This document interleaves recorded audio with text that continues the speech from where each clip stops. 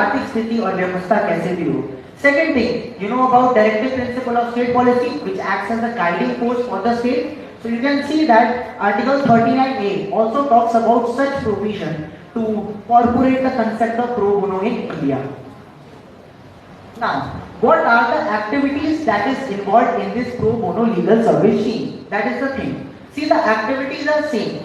All the activities that the legal professionals do in their normal course of work to represent their client, to draft and to provide the legal aid services. The only difference is that in pro bono, they are charging no professional fee, they are providing the services for free of cost. Activities are same that the advocates and lawyers do in their normal course of work. Now coming to the most important question, who can access or avail this pro bono legal service? Okay, in pro bono legal service, the advocates and legal professionals are providing the services for free of cost. But do you think that all segments of society, rich and middle, can avail this? The answer is no. Basically, the target segment of this pro bono legal service scheme is for those individuals who cannot afford the professional fee. So we can take the marginalized people, underprivileged people, and lower people of the section of the society. And how we will know who is eligible for pro bono? So there is certain criteria and standards that is basically set by the Nyaya Bandhu portal. And Nyaya Bandhu means what? Nyaya means justice, Bandhu means friend. Together if you will indicate, it means friend of justice. So you can also give a nickname to pro bono, it is justice friendly scheme. So basically there is a certain criteria, the financial inability criteria that is set by this Nyaya Bandhu portal. For example, let us consider that I, Divyansh Sharma, is qualified and eligible to avail and access this pro bono legal service scheme. The second question comes that how Divyansh can avail this particular scheme. So I am having the three platforms that is available to me by which I can avail this pro bono legal service scheme. The first one is the legal aid organization. You can see in various states, districts and localities there are legal aid organizations available that provide pro bono services. You can directly contact with them, communicate with them and avail these services.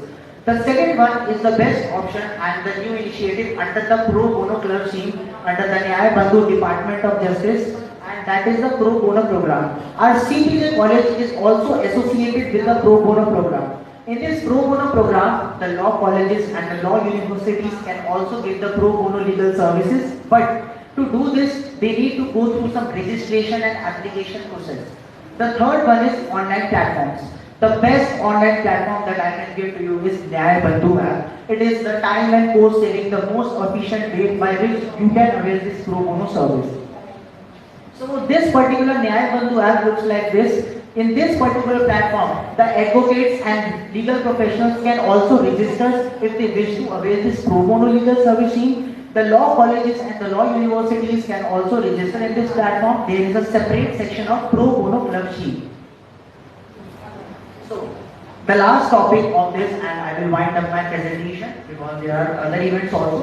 What is pro bono club scheme? A new initiative by the Nyaya Bandhu pro bono legal service scheme to conceptualize, to strengthen the existing pro bono program. What they have done is that they have integrated the concept of law colleges and law universities, where selected law students from 2nd to 5th year, that is known as pro bono associates, they also undertake the activities of the pro bono. But there is a difference. It does not mean that if I as a law student is selected in this, I cannot undertake the activities of legal professionals like representing my client. So there are certain restrictions in this. As a law student, all the students can undertake the activities of legal aid game, legal aid awareness, Naataks, client counseling, all those programs they can undertake in this. With this presentation, thank you everyone, signing off, and I hope you find this particular presentation useful. And I would also like to address you after this presentation. At the end of this inauguration, we will be having a quiz session, that is a Q&A session, and the winners of the quiz session will be awarded and felicitated. So stay tuned to this. Thank you, Divyansh.